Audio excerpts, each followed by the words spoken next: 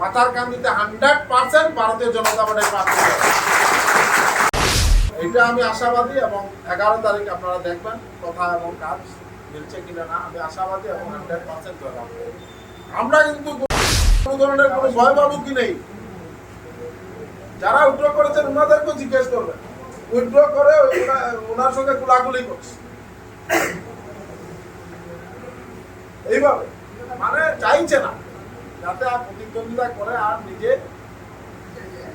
ইয়ে করার। যার দরুন আজকে আমরা এই নির্বাচনের আগেই আমরা আনন্দ অনেকে বিজয় উৎসব আমরা পালন করছি।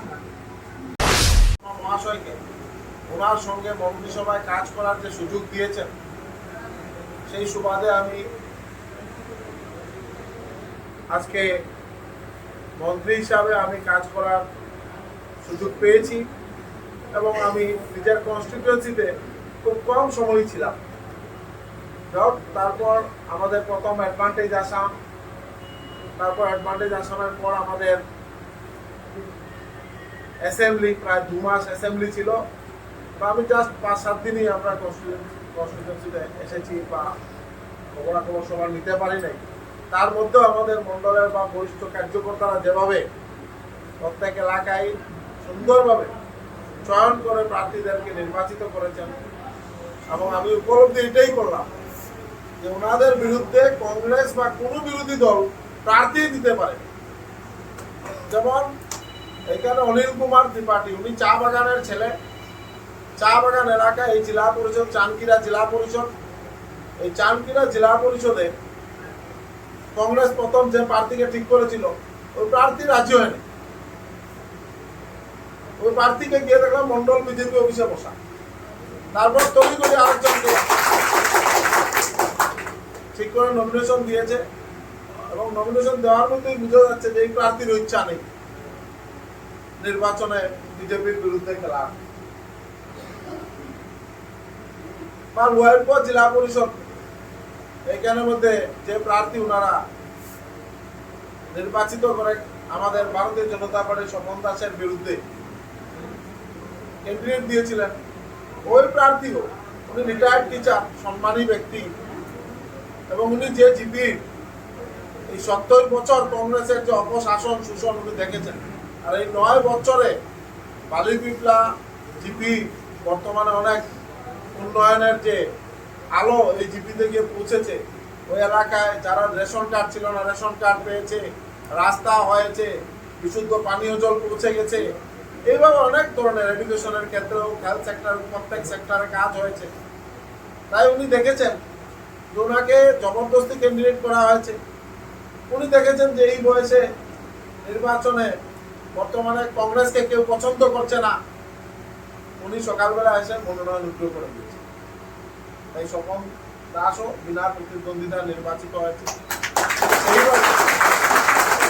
আঞ্চলিক পঞ্চায়েত সদস্য আমাদের পাতারকান্দি কনস্টিটিউয়েন্সিতে টোটাল 23টা আঞ্চলিক পঞ্চায়েত আছে।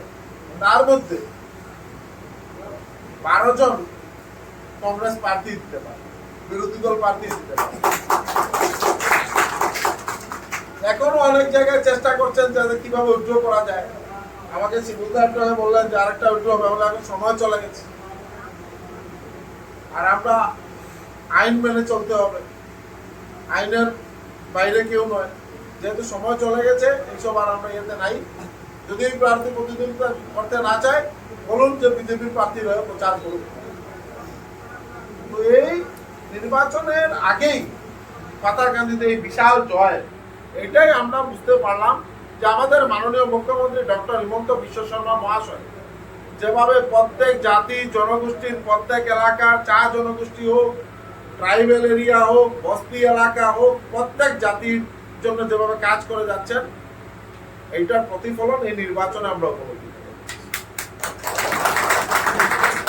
এই নির্বাচনে আমরা এটাই বুঝতে পারছি যে নাগরিকরা মুখ্যমন্ত্রীর উপর পূর্ণ আস্থা আছে, নাগরিকদের ভারতীয় জনতা পার্টির উপর পূর্ণ আস্থা আছে। তাই অন্যান্য কোনো পার্টিকে আর পছন্দ করছেন, ওনাদের সাহস নাই যে এখানে গিয়ে নির্বাচনে প্রতিদ্বন্দ্বিতা করে। যার দরুন আপনারা দেখবেন বাকি যারা রয়ে গেছেন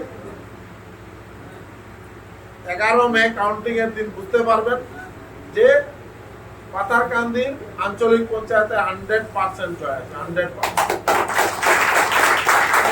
জেলা পরিষদ যে দুইজন আছেন ওনারা শুধু সময়ের অপেক্ষা। আমাকে আমার জেলা সভাপতি বললেন ওইটাও মনে হয় উইথড্র করতেছিল। আমি বললাম উইথড্র করার প্রয়োজনে খেলতে বলুন, সে ঘুরছে। আমার কথা হলো নির্বাচনে প্রতিদ্বন্দ্বিতা হোক, এটা একটা গণতান্ত্রিক উৎসব।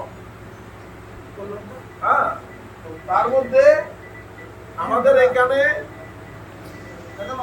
যেগুলা জেলা পরিষদে বাকি যে দুইটা আছে আপনারা সবাই এখানে যাবেন, কাজ করবেন। বিশেষত বুরুঙ্গা জিপি আপনারা যারা আছেন সবাই একটু কাজ করবেন। কলকলিঘাট জিপিতে কাজ করতে হবে সবাই মিলে, যাতে সবাই জয়লাভ করে।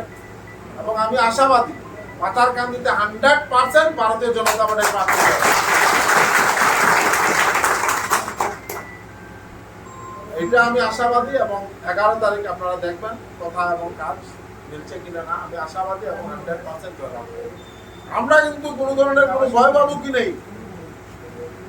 যারা উইথড্র করেছেন ওনাদেরকেও জিজ্ঞেস করবেন, উইথড্র করে ওনার সঙ্গে কুলাকুলি করছে এইভাবে, মানে চাইছে না যাতে আর প্রতিদ্বন্দ্বিতা করে আর নিজে ইয়ে করা। যার দরুন আজকে আমরা এই নির্বাচনের আগেই আমরা আনন্দ অনেকে বিজয় উৎসব আমরা পালন করছি। তো সবাইকে আবার